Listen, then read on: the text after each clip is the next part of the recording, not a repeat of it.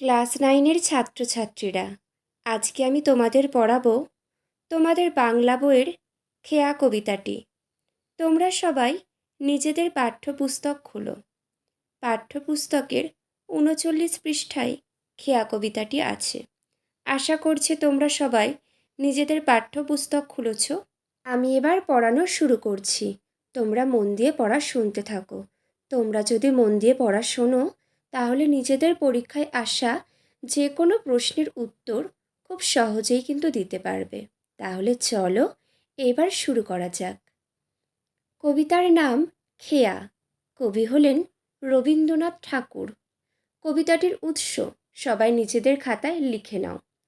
খেয়া কবিতাটি চৈতালি কাব্যগ্রন্থ থেকে নেওয়া হয়েছে। তাহলে কোন কাব্যগ্রন্থ থেকে নেওয়া হয়েছে? চৈতালি। মনে রাখবে কিন্তু। এবার দেখো, খেয়া নৌকো পারাপার করে নদী স্রোতে, কেহ যায় ঘরে, কেহ আসে ঘর হতে। এখানে নৌকা করে নদীর স্রোতের মধ্য দিয়ে বিভিন্ন মানুষের পারাপারের কথা উল্লেখ করা হয়েছে। কেউ ঘরে যাচ্ছে, আবার কেউ ঘর থেকে অন্য কোথাও যাচ্ছে। পরবর্তী লাইন দেখো, দুই তীরে দুই গ্রাম আছে জানাশোনা, সকাল হইতে সন্ধ্যা করে আনাগোনা। নদীর দুই তীরে দুটি গ্রাম রয়েছে, আর সেখানেই সকাল থেকে সন্ধ্যা পর্যন্ত মানুষজন আনাগোনা করছে, এটাই বোঝানো হয়েছে। পরবর্তী দেখো, পৃথিবীতে কত দ্বন্দ্ব কত সর্বনাশ, নূতন নূতন কত গড়ে ইতিহাস। রক্ত প্রবাহের মাঝে ফেনাইয়া উঠে, সোনার মুকুট কত ফুটে আর টুটে। এই লাইনগুলো কিন্তু খুবই গুরুত্বপূর্ণ। পৃথিবীর বিভিন্ন স্থানে যে দ্বন্দ্ব সর্বনাশ ইত্যাদি যে প্রতিনিয়ত ঘটে চলেছে সেগুলো এখানে বোঝানো হয়েছে। আশা করছি তোমরা বুঝতে পারছো।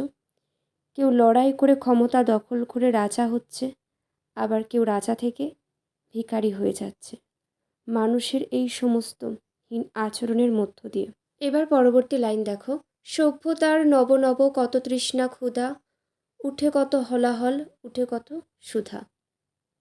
এখানে বোঝানো হয়েছে পৃথিবীর অন্য প্রান্তে চলে হিংসা ক্ষমতা দখলের লড়াই। এক সাম্রাজ্যের পতনে আর এক সাম্রাজ্যের উত্থান হয়।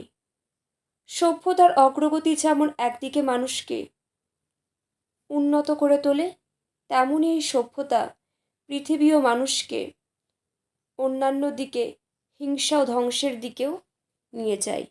এই সমস্ত কিছু এখানে বোঝানো হয়েছে। পরবর্তী লাইন দেখো,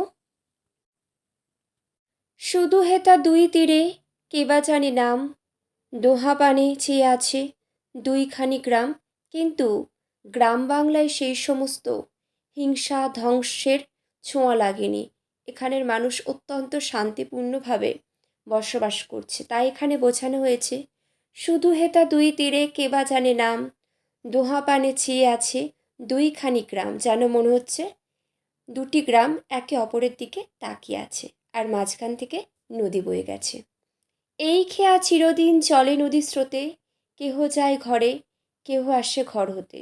আর এই খেয়া এই নৌকা চিরদিন চলে যাচ্ছে নদীর স্রোতে, কেউ ঘরে যাচ্ছে আবার কেউ ঘর থেকে আসছে। অর্থাৎ এখানে কিন্তু প্রকৃত অর্থে খেয়া অর্থাৎ মানুষের এই যে জন্ম মৃত্যুর কথা বলা হয়েছে। মানুষের এই যে জীবনচক্র ক্রমাগত অতিবাহিত হয়ে যাচ্ছে, এই সমস্ত কিছুকেই এখানে খেয়া নৌকার মধ্য দিয়ে বোঝানো হয়েছে। প্রিয় ছাত্রছাত্রীরা, আজ এখানেই শেষ করলাম।